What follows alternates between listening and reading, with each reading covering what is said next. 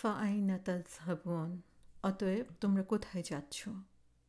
সুবহানাল্লাহ। সূরা তাকবীরের প্রথম থেকে 25 নম্বর আয়াত পর্যন্ত আল্লাহ সুবহানাহু ওয়া তাআলা আমাদের সামনে দুইটা দিক সুস্পষ্টভাবে তুলে ধরেছেন। একটা হচ্ছে কিয়ামত যে অবশ্যম্ভাবী, সেটার ব্যাপারে কোনো ধরনের সন্দেহ নাই, এবং কিয়ামতের সময় কী ধরনের ঘটনা সংঘটিত হবে, সেটা কত বিভীষিকাময় হবে। এ সারা দুনিয়ার যত সৌন্দর্য আমরা দেখতে পাচ্ছি, সমস্ত কিছু সেদিন ধ্বংস হয়ে যাবে আল্লাহ সুবহানাহু ওয়া তাআলার একটা নির্দেশে।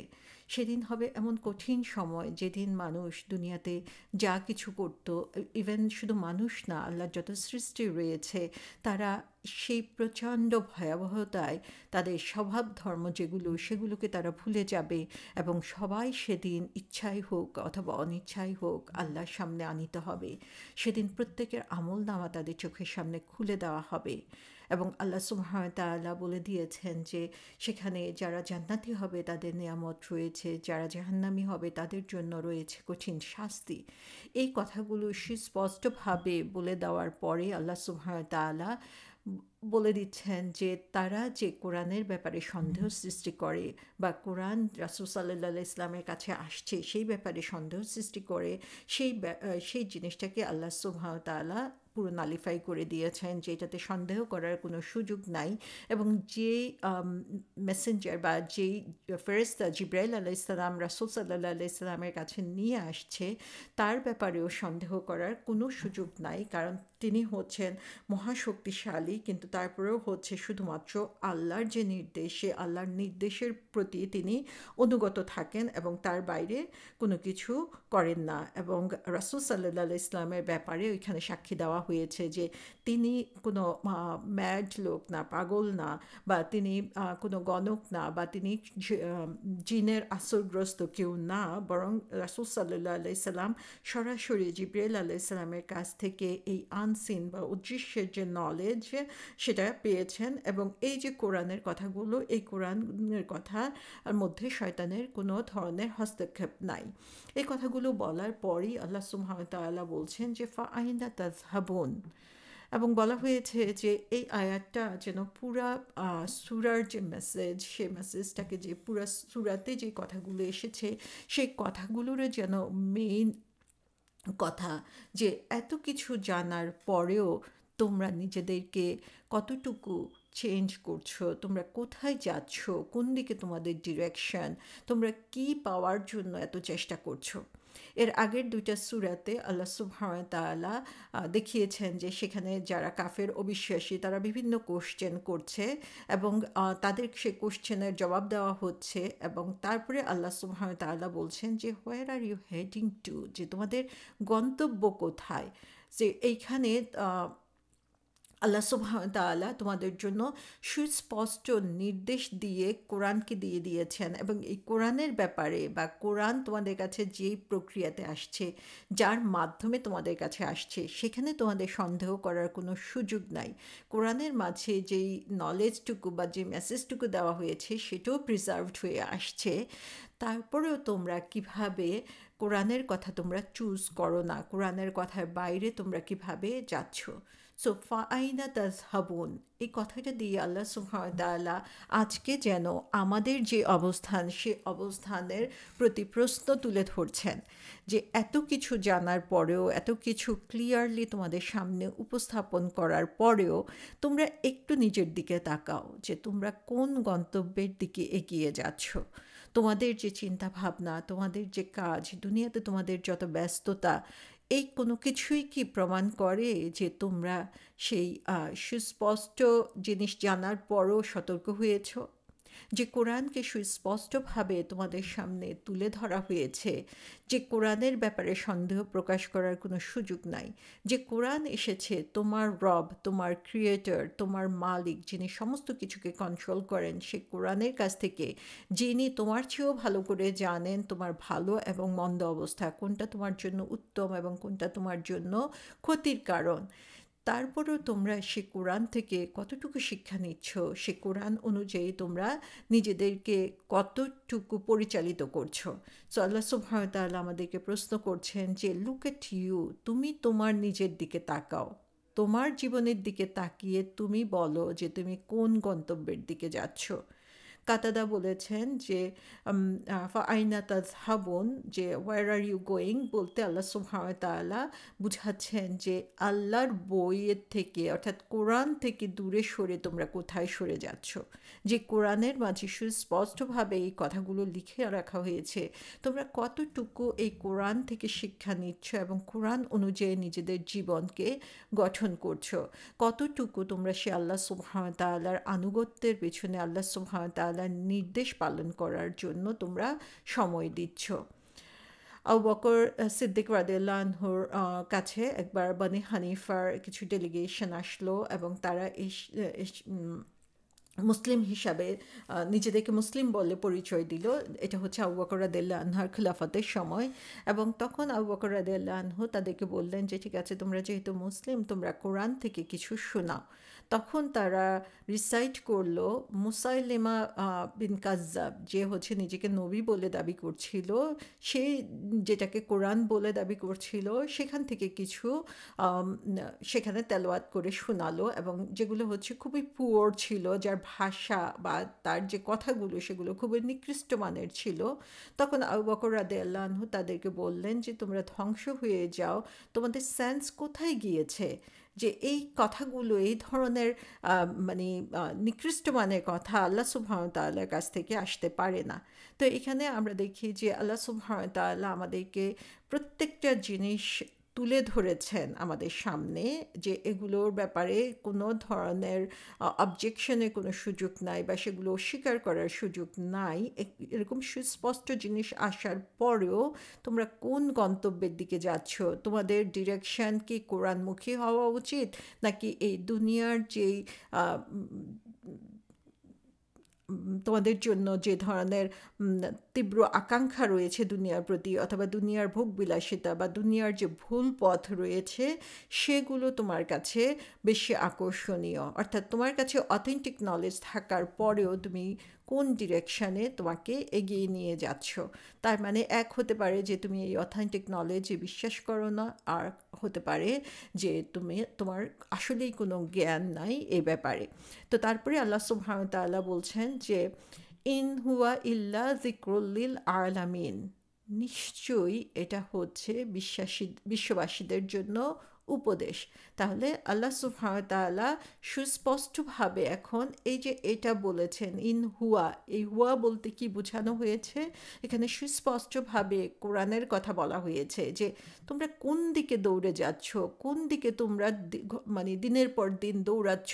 আমরা এখন কাউকে যদি জিজ্ঞাসা করি আমরা বলি যে কি সময়ের বরকত নাই, আমি কোনো সময় পাচ্ছি না। কেন আপনি কোরআন পড়ছেন না, কোরআন শিখছেন না, কোরআন নিয়ে আলোচনায় বসছেন না? কারণ আমার সময় নেই।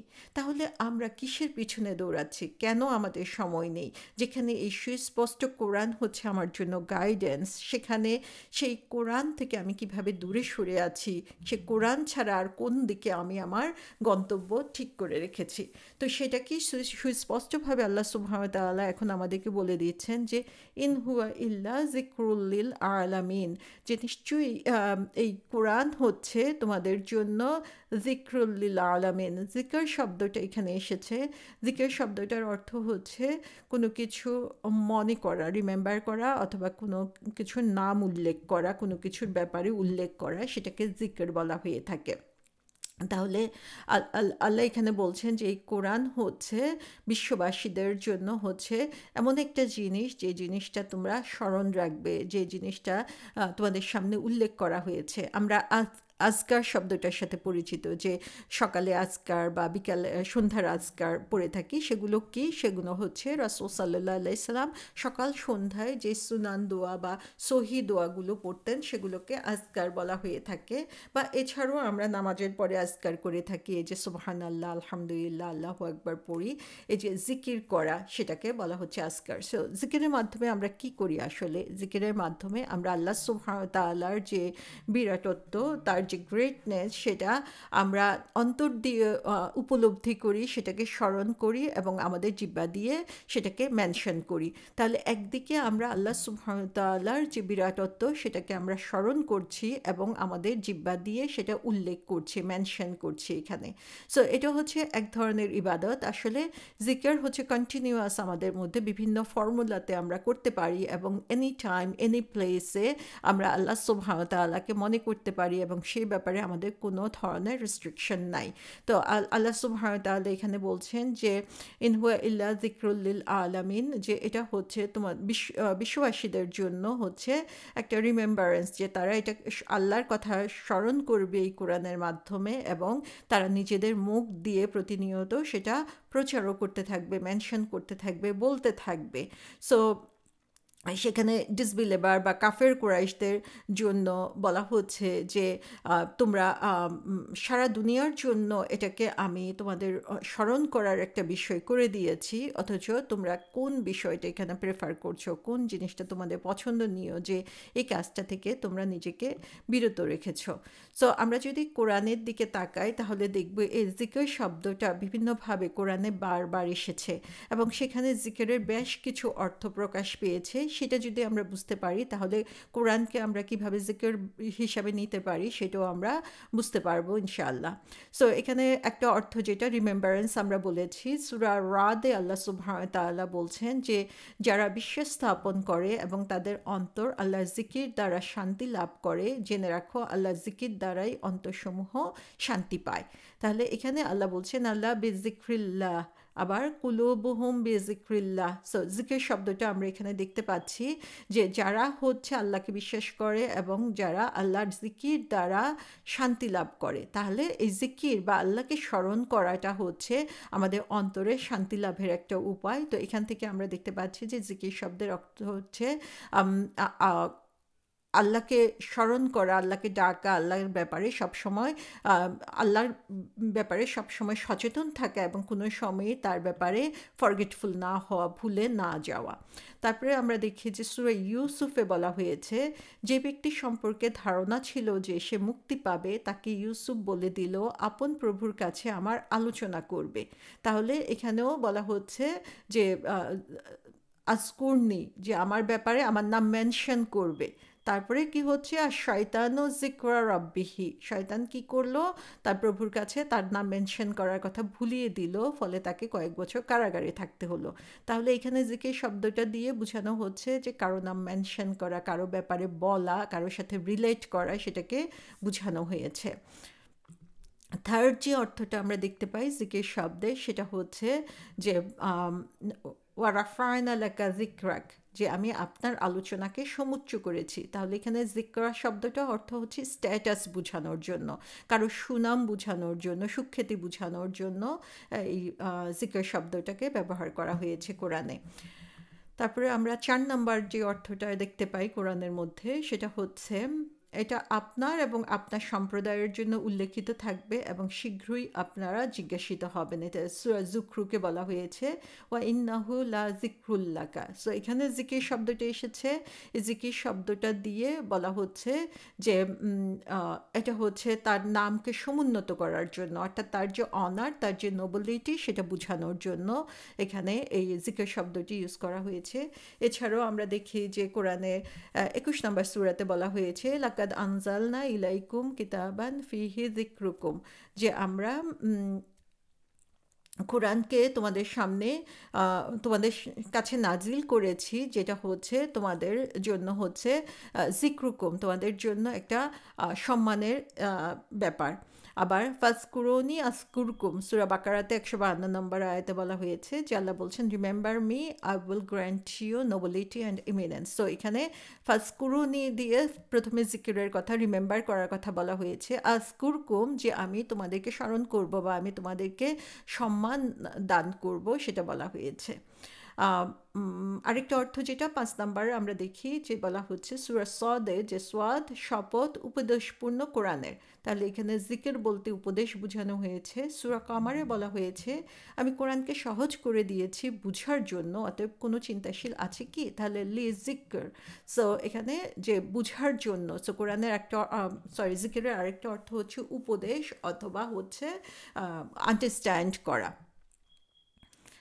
আরেকটা অর্থ আমরা দেখি যে জিকির বলতে সেলফ কোরআনকে বোঝানো হয়েছে, যেমন হিজরে বলা হয়েছে আমি স্বয়ং এই উপদেশ গ্রন্থ অবতরণ করেছি এবং আমি নিজেই এর সংরক্ষক। সো নাজ্জালনাল জিকরা, যে এখানে উপদেশ গ্রন্থ বলতে কোরআনকে বোঝানো হয়েছে। তাহলে আল্লাহ বলছেন যে ইনহুয়া ইল্লা যিকরুল লিল আলামিন। আলামিন শব্দের অর্থ কি? আলামিন শব্দের অর্থ দ্য ওয়ার্ল্ডস, পৃথিবীসমূহ, অর্থাৎ যে এখানে আলামিন বলতে বোঝানো হচ্ছে হোল ওয়ার্ল্ড। এখানে যত কিছু আল্লাহ সৃষ্টি রয়েছে, যে সৃষ্টিগুলোর ইন্টেলেক্ট রয়েছে, যেমন মানুষ এবং জিন, তাদের যে দুনিয়া, সেই দুনিয়ার কথা এখানে বোঝানো হয়েছে। এবং এটা আসলে ডিফারেন্ট নেশন, মানুষের যে মানুষ এবং জিন থেকে যে বিভিন্ন সৃষ্টি এসেছে, সৃষ্টির শুরু থেকে যে যত মানুষ এবং জিন সৃষ্টি হয়েছে তাদেরকে বোঝানো হয়েছে। বা এটা হচ্ছে অন্যদের জন্য হতে পারে, যে এই পুরা জাহানের জন্য, সারা পৃথিবী, সারা বিশ্ব ব্রহ্মাণ্ডের জন্য হচ্ছে আল্লাহ সুবহানাহু ওয়া তাআলা এই কোরআনকে কি করেছেন, আমাদের জন্য একটা স্মরণিকা করে দিয়েছেন, যেটা হচ্ছে আমাদেরকে রিমাইন্ডার দিবে, আমাদেরকে শিক্ষা দিবে। এবং এই শিক্ষাটা কিসের? এই শিক্ষাটা হচ্ছে আল্লাহ সুবহানাহু ওয়া তাআলার যে ম্যাগনিফিসেন্স, তার যে বিরাটত্ব, তার যে শক্তি, তার যে একত্ববাদ, সেই ব্যাপারে আমরা শিক্ষা পাবো এই কোরআনের মাধ্যমে। এই কোরআনের মাধ্যমে আমরা শিক্ষা পাচ্ছি আল্লাহ সুবহানাহু ওয়া তাআলার সাথে আমাদের কি সম্পর্ক, কেন আমাদেরকে সৃষ্টি করা হয়েছে। এই কোরআন আমাদেরকে শিক্ষা দিচ্ছে বারবার যে এই দুনিয়াটা হচ্ছে খুবই টেম্পোরারি, খুবই আনসার্টেন, কিন্তু হেয়ার আফটার, আখিরাতটা হচ্ছে চিরন্তন, এবং সেখানে ফলাফল কী হবে সেটা আল্লাহ সুবহানাহু ওয়া তাআলা বলে দিচ্ছেন যে সেটার জন্য আমাদেরকে কি করতে হবে। এটা হচ্ছে আমাদের জন্য একটা স্মরণিকা, এই কোরআন, যেটা আমাদেরকে সঠিক কোনটা বেঠিক কোনটা চিনিয়ে দিচ্ছে, কোনটা আমাদের জন্য ভালো কোনটা খারাপ বুঝিয়ে দিচ্ছে, কোনটা এথিক্যাল কোনটা আনএথিক্যাল সেটা আমাদেরকে বুঝিয়ে দিচ্ছে। এবং এই কোরআন হচ্ছে আল্লাহ সুবহানাহু ওয়া তাআলার প্রতি আমাদের দায়িত্ব কী, আমাদের একজন আরেকজনের প্রতি দায়িত্ব কী, সেটা আমাদেরকে শিখিয়ে দিচ্ছে। তাহলে এই কোরআন হচ্ছে আমাদের জন্য জিকির। আল্লাহ সুবহানাহু ওয়া তাআলা সূরা কাফে বলছেন এতে উপদেশ রয়েছে তার জন্য যার অনুধাবন করার মতো অন্তর রয়েছে অথবা সে নিবিষ্ট মনে শ্রবণ করে। তাহলে এই কোরআন তাদের জন্যই জিকির হবে, তাদের জন্যই এটা স্মরণিকা হবে, তাদের জন্যই এটা রিমাইন্ডার হবে যাদের আসলে সেই বুঝার মতো মন রয়েছে। আমরা যদি উন্মুক্ত মন নিয়ে কোরআনের কাছে যাই তাহলেই সেটা শুধুমাত্র আমাদের জন্য জিকির হবে এবং আমাদেরকে শুনতে হবে। এখানে স্পেশালি আল্লাহ সুবহানাহু ওয়া তাআলা বলে দিচ্ছেন যে নিবিষ্ট মনে শ্রবণ করে, সে হচ্ছে মনোযোগ দেয়। কোরআন যখন পড়া হয়, কোরআনের কথা যখন বলা হয়, তখন যখন সে এটার প্রতি মনোযোগ দিবে, সেটার প্রতি গুরুত্ব দিবে, তখনই দেখা যাবে এই কোরআনের যে শিক্ষাগুলো, সেই শিক্ষাগুলো সে বুঝতে পারবে। সূরা কোরআনে আল্লাহ সুবহানাহু ওয়া তাআলা বলে দিচ্ছেন যে এই কোরআনকে আমি তোমার কাছে এই জন্য নাজিল করি নাই যে এটা তোমার কষ্টের কারণ হবে, বরং এটা হচ্ছে তাদের জন্যই রিমাইন্ডার যারা হচ্ছে আল্লাহকে ভয় করে। তাহলে এই কোরআন থেকে আমি আসলে শিক্ষা নিতে পারছি কিনা, এই কোরআন থেকে আমি বুঝতে পারছি কিনা, কোরআনকে বোঝার জন্য চেষ্টা করছি কিনা, সেটার উপরে আসলে সেটা ডিপেন্ড করবে কিসের উপরে, যে আমি আল্লাহর ব্যাপারে কতটুকু কনশাস, আল্লাহকে কতটুকু ভয় পাই, আল্লাহকে আমি কতটুকু স্মরণ রাখি। এ কারণে আল্লাহ সুবহানাহু ওয়া তাআলা বলেছেন যে এটা হচ্ছে রিমাইন্ডার লিল মুত্তাকিন, যারা হচ্ছে মুত্তাকি, যারা হচ্ছে তাকওয়া সম্পন্ন, তাদের জন্যই এটা রিমাইন্ডার হিসাবে কাজ করবে। এবং আল্লাহ সুবহানাহু ওয়া তাআলা বলে দিয়েছেন কোরআনের মধ্যে যে তোমরা মানুষ একে অপরকে স্মরণ করিয়ে দাও, কারণ যারা বিশ্বাসী তাদের জন্য এই রিমাইন্ডারটা অনেক উপকারী, অনেক কার্যকর। তো সুবহান আল্লাহ, কোরআন হচ্ছে আমাদের জন্য রিমাইন্ডার। কোরআনকে সারা দুনিয়ার জন্য আল্লাহ সুবহানাহু ওয়া তাআলা রিমাইন্ডার হিসেবে দিয়েছেন, কিন্তু আল্লাহ সুবহানাহু ওয়া তাআলা বলে দিয়েছেন যে তারাই এটাকে কাজে লাগাতে পারবে যারা হচ্ছে এই কোরআন আল্লাহকে ভয় করেছে এবং এই কোরআনের কাছে উন্মুক্ত মন নিয়ে এসেছে। এবং আল্লাহ সুবহানাহু ওয়া তাআলা আমাদেরকে বারবার বলে দিয়েছেন যে একজন আরেকজনকে স্মরণ করিয়ে দেওয়ার জন্য, কারণ স্মরণ করিয়ে দেওয়াটা আমাদের জন্য উপকারী। এই কারণেই আমরা এটা কোরআন নিয়ে বোঝার চেষ্টা করব, কোরআন নিয়ে আলোচনা করব, কোরআন থেকে রিফ্লেকশন দিব। কোরআনকে বোঝার জন্য আমরা আমাদের সময়কে সঠিকভাবে কাজে লাগাবো ইনশাআল্লাহ।